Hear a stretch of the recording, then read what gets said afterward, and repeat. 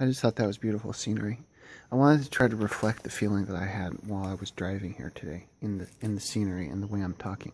And I know it needs to have to do with David Hawkins because there was the controversy about it. And I think that David Hawkins would want us to express our subjective take of peace, beauty, joy, all of the experience, all the states that we go in. And so the most that I can say about it is that if anyone is familiar with lucid dreaming, there's a feeling that you have when you're having a lucid dream of pure consciousness, a feeling of, like he said, subjectivity, and a feeling that you are just consciousness. Like there's no thought, and the thoughts that come up, they come up in this field where they don't really have power or control over you. They have, wow, it's sort of like they're in the background. So why am I making this video? What's helpful about it? Because anyone can go into this state. The last thing I remember, I was praying that I remove myself so that I don't want to be answerable to my negativity and my judgment, and then also so that I can see the glory of the divine. And so the last thing I remember, I was doing that, and then I went into this state where I was immersed in the field. I was immersed in awareness. I was immersed in consciousness.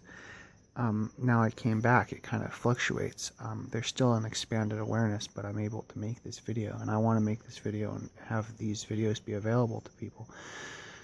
So, unless someone tells me that I'm going to go to hell if I keep doing it, unless there's a chord that's struck in me that makes me feel like I shouldn't be making these videos, I'll keep doing it. And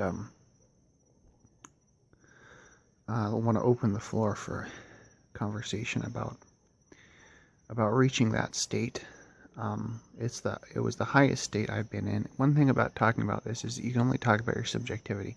I was worried about the fact that I might be subscribed to belief systems after a conversation I had with someone important to me. I was thinking that, and there's a big difference between the mental information. What happens is it gets mentalized, it turns into a belief system, and then you practice it and it becomes experiential.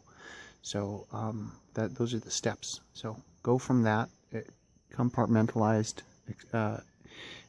information, compartmentalized. It turns into your experience because you often find yourself talking about it. And keep sticking with it until you get to have experiences which confirm the reality of what you've been talking about, which has been mental. So yeah, keep on the straight and narrow. Don't be vain, and talk about your experiences with other people so that we can share insight, glean information, and have knowledge. Anything that we talk about on this path is, the way I see it, fortuitous to progress. Thanks for watching.